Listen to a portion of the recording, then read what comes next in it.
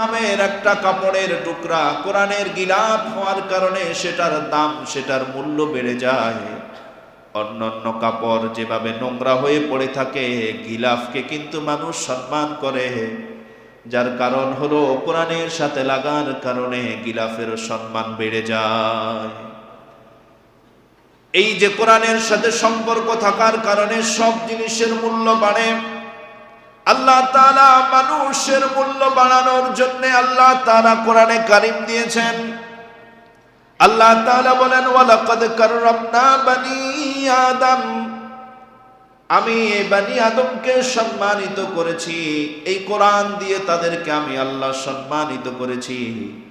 এই কোরআনের সাথে যাদের সম্পর্ক হবে, আমি আল্লাহর কাছে তাদের সম্মান আরো বেড়ে যাবে। কোরআনের সাথে যাদের সম্পর্ক হবে, আল্লাহ তাআলা বলেন, ওয়ালাকাদ কাররামনা বানি আদম, বানি আদমের এত সম্মান কেন? কারণ আমি এই কোরআন তাদের উপরে নাজিল করেছি।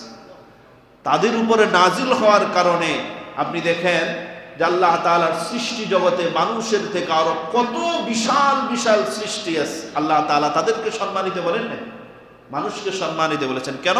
মানুষের উপরে আল্লাহ তাআলা, মানুষের জন্যে আল্লাহ তাআলা কোরআনে কারীম নাজিল করেছে। এই কোরআনের মধ্যে কি আছে? কোরআনের মধ্যে হেদায়েত আছে। আল্লাহ তাআলা কোরআন নাজিল করার পর আল্লাহ তাআলা তার হাবিবকে বলেন, ও নবী, ইন্না আনজালনা ইলাইকাল কিতাবা লিন-নাস বিল হক, ও নবী, আমি আপনার উপরে কিতাব নাজিল করেছি লিতুখরিজান নাসা মিনাজ-যুলুমাতি ইলান-নূর।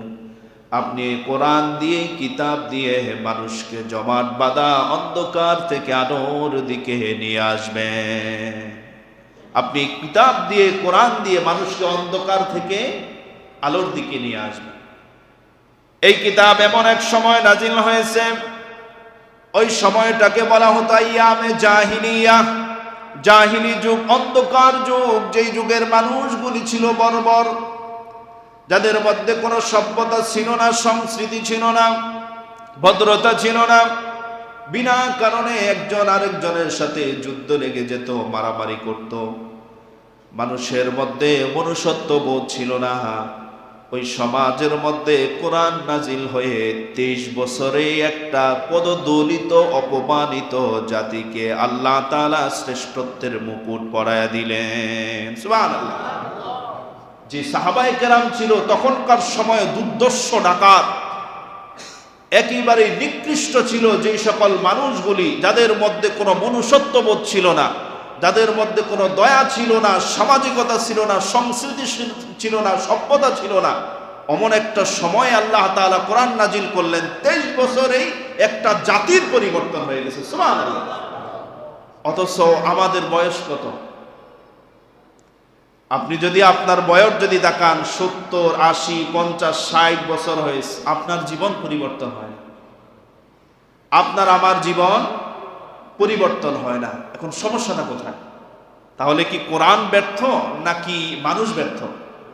মানুষ ব্যর্থ। আল্লাহ তাআলা এই কোরআন কেন নাজিল করলেন? হেদায়েতের জন্য। আপনি যদি হেদায়েতের কাছে যদি না যান, আপনি হেদায়েত পাবেন কোত্থেকে? ধরনের মসজিদ নির্মাণ করা হয়েছে কেন? নামাজ পড়ার জন্য। এখন যদি মসজিদের মধ্যে মুসল্লি যদি না আসে, তাহলে মসজিদ কি আর থাকবে? ধরেন একেবারে কোনো মুসল্লি আসে না, বা ধরেন যে 2 জন 1 জন আসে, জুমার দিনে মুসল্লি যদি পাওয়া না যায়, তখন আপনারাই বলবেন, যেহেতু এত টাকা খরচ করে মসজিদ করলাম, মুসল্লি যদি না আসে, তাহলে এটা বিরান হয়ে পড়ে থাকার থেকে অন্য কোনো কিছু হোক।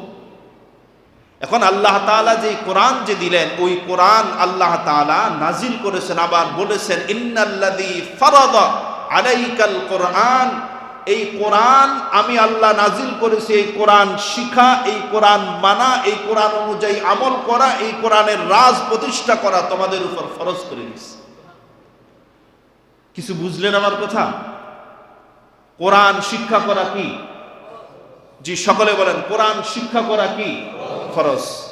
কোরআন শিক্ষা করা ফরজ। আল্লাহ তাআলা নিজে বলেন ইন্নাল্লাযী ফারাদা, সূরা কসাসের 85 নং আয়াত, ইন্নাল্লাযী ফারাদা আলাইকাল কোরআন, ও নবী, আমি আপনার উপরে জাতির উপর কোরআন শিক্ষা করা তাদের উপরে ফরজ করে দিস।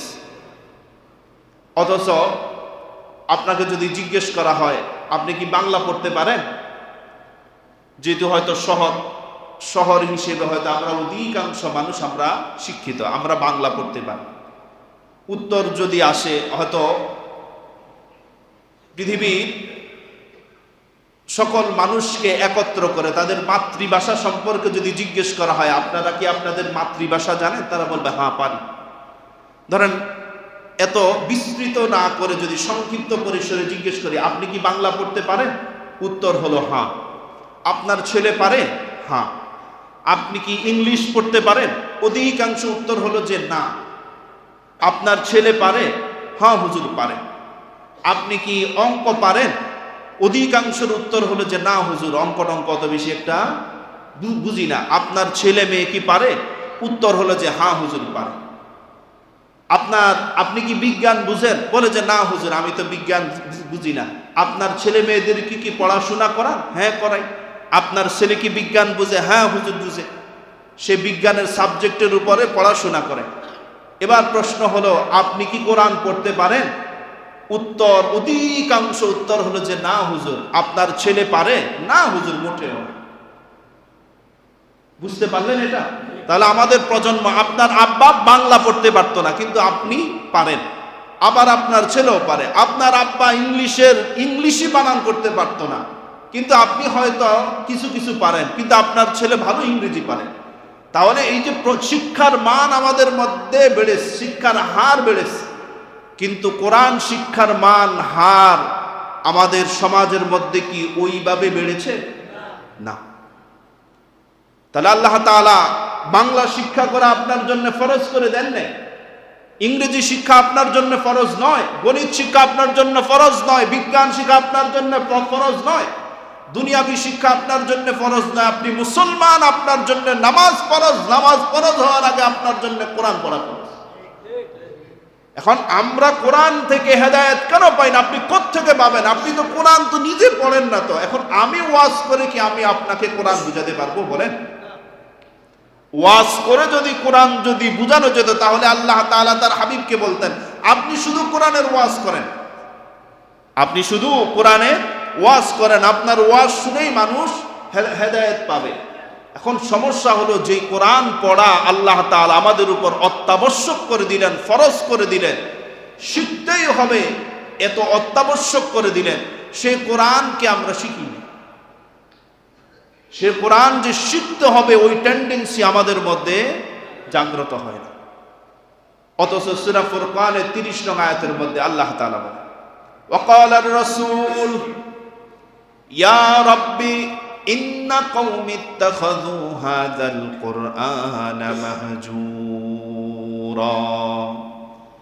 কিয়ামতের ময়দানে যারা কোরআন শিখে নাই, কোরআন পড়ে নাই, কোরআন অনুযায়ী আমল যারা করে নাই, যারা কোরআনের পক্ষে থাকে নাই, কোরআন প্রতিষ্ঠার আন্দোলনে যারা নিজেদেরকে সম্পৃক্ত করে নাই, তাদের বিরুদ্ধে মুহাম্মদ সাল্লাল্লাহু আলাইহি ওয়াসাল্লাম আল্লাহ তাআলার কাছে মামলা করে দিবেন।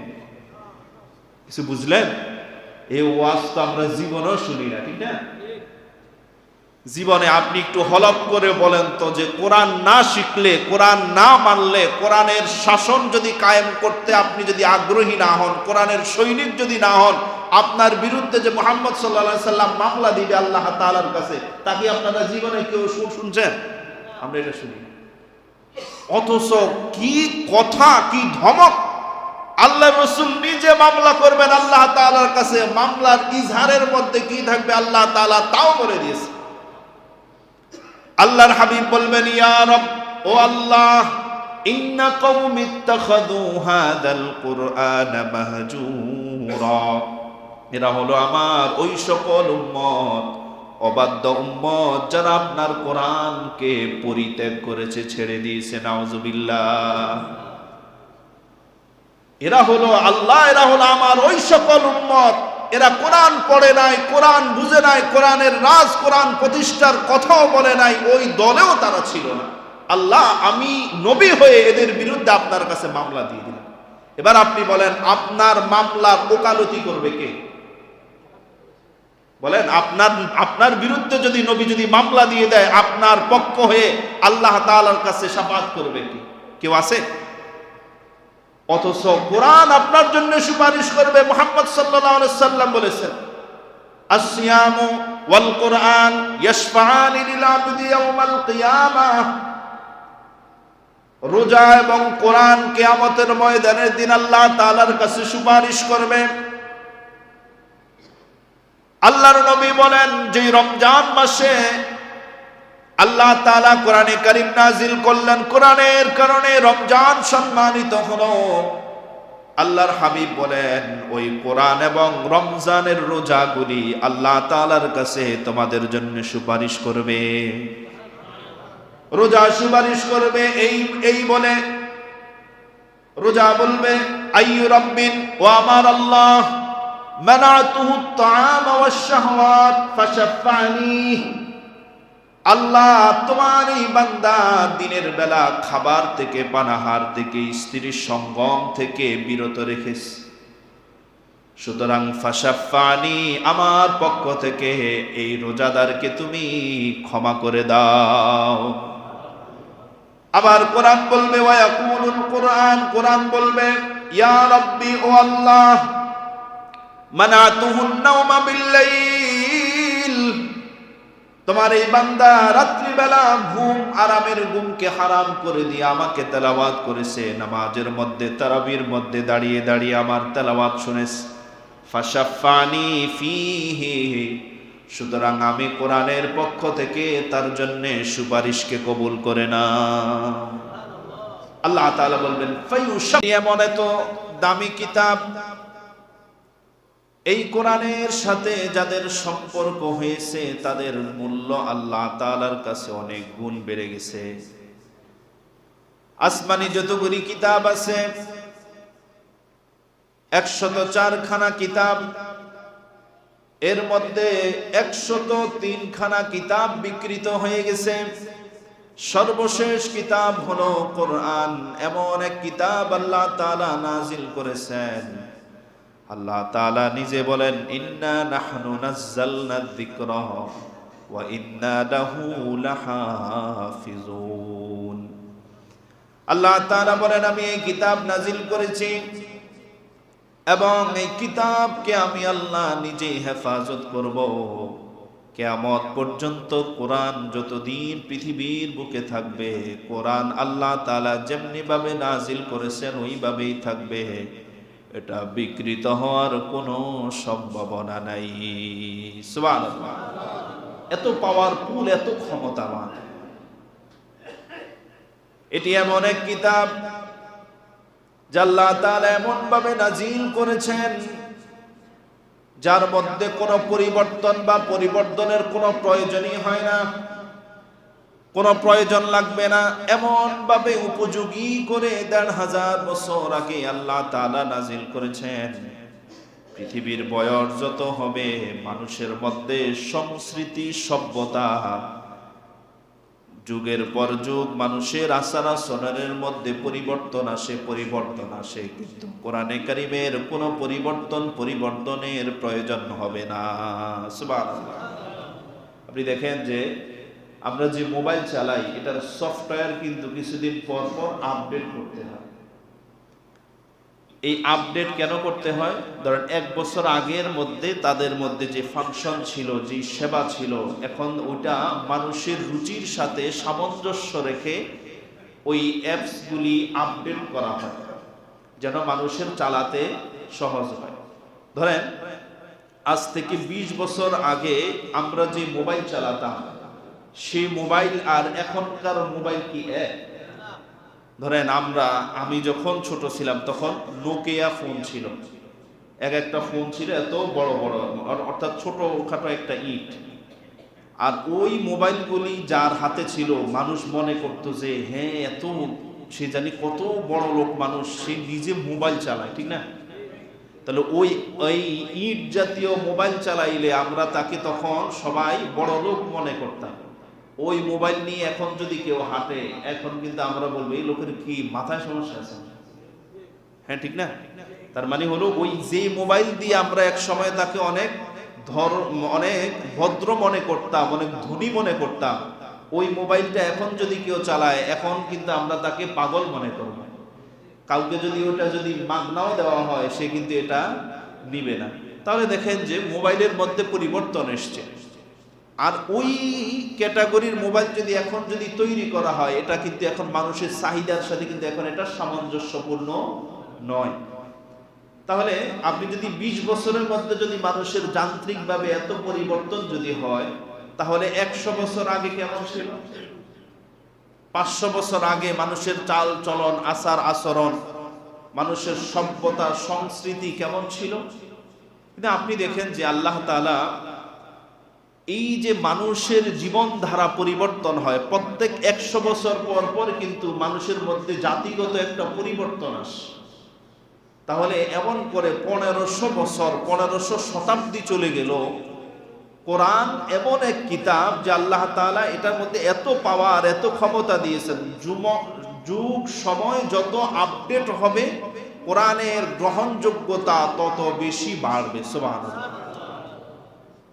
তাহলে এটা কত পাওয়ারফুল, কত ক্ষমতাবান কিতাব যে যত আপডেট হয় কোরআন সেকেলে হয় না। কোরআনের প্রয়োজনীয়তা, গুরুত্ব, এর মধ্যে যে আল্লাহ তাআলা হেদায়েত দিয়েছেন, এটার প্রয়োজনীয়তা মানুষের কাছে আরো বেশি গ্রহণযোগ্যতা লাভ করে। সুবহানাল্লাহ। কারণ এই কিতাব, এই কোরআন যিনি নাজিল করেছেন তিনি হলেন আল্লাহ।